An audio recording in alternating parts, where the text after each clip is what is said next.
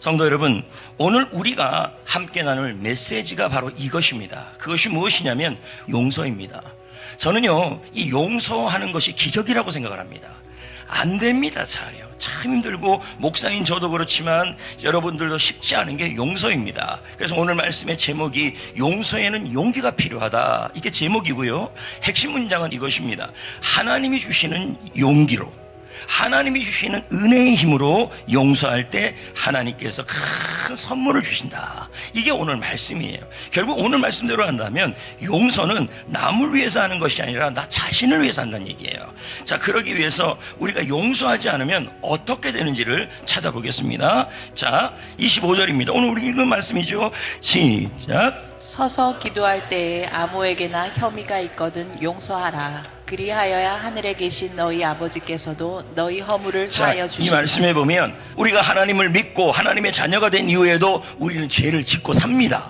근데 그 죄가 용서 안 된다고 지금 말하고 있어요. 무슨 말이냐면 하나님께서는 하나님의 자녀가 되어서 우리가 짓는 죄가 있는데 우리가 용서를 하게 되면 그 하나님의 자녀로서 짓는 죄들을 고백하면 용서하시겠다는 얘기예요.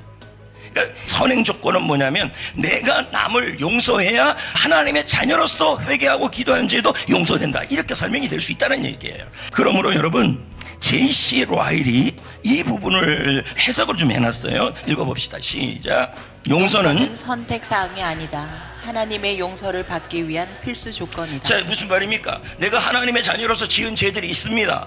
그렇다면 여러분, 그 죄가 용서받으려면 내가 남을 용서해야 된다는 얘기예요.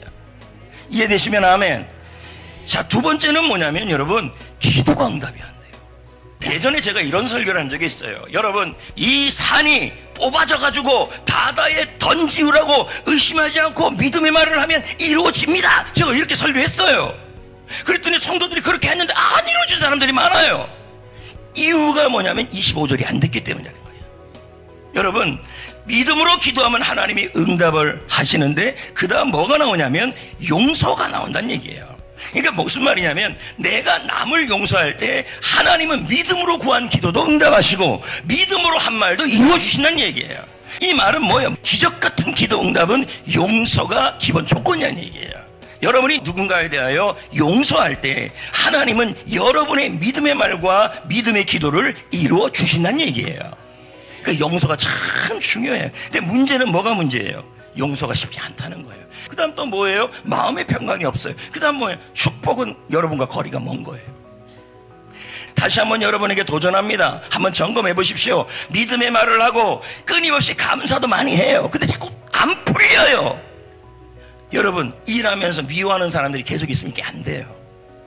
여러분, 용서라는 건요, 원문의 뜻이 뭐냐면 놓아주다, 또 이런 뜻이에요. 떠나보내다, 내려놓다, 이 뜻이에요. 그러니까 내가 용서하지 못하는 그 사람을 뭐예요? 나의 마음속에서 놓아주란 얘기예요. 그래서 용서는 남을 위해 하는 게 아니라 나를 위해서 하는 거예요. 믿으시면 아멘. 할렐루야. 용서해야 될 또 다른 이유가 있는데 그게 뭐냐면 하나님의 은혜예요. 우리 하나님이 예수님을 보내서 여러분의 모든 죄의 값을 다 탕감해 주셨어요. 우리가 죄인 되었을 때. 그래서 우리는 예수님 덕분에 지옥 형벌에서 벗어났고 모든 죄가 조건 없이 용서를 받은 거예요. 엄청난 은혜를 받은 거예요. 여러분, 이 은혜의 힘을 믿는 사람은 나 역시도 아무 조건 없이 누군가를 용서할 수 있다는 거예요.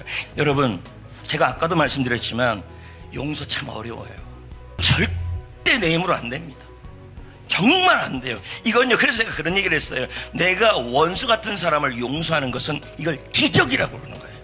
누군가가 나에게 손해를 끼쳤는데 그 사람을 내가 용서하는 것은 이거는요, 산을 들어서 바다에 던지는 일처럼 어려운 일이라는 얘기예요. 지금 이렇게 문맥이 될 수 있다는 얘기예요.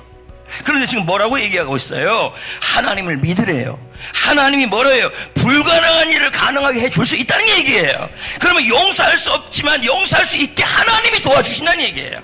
하나님의 힘으로 된다는 얘기예요. 하나님의 은혜로 된다는 얘기예요. 하나님이 주시는 용기로 된다는 얘기예요. 우리가 할 일을 하나님이 그렇게 해준다고 믿어야 된다는 얘기예요. 여러분, 오늘 말씀을 정리하면서 저는 다시 한번 강조를 합니다. 하나님이 주시는 능력으로, 하나님이 주시는 은혜의 힘으로, 하나님이 주시는 용기로 용서할 때 우리는 예상하지 못한 하나님의 큰 선물을 받습니다. 그리고 그 가해자는 하나님의 정의에 맡기십시오.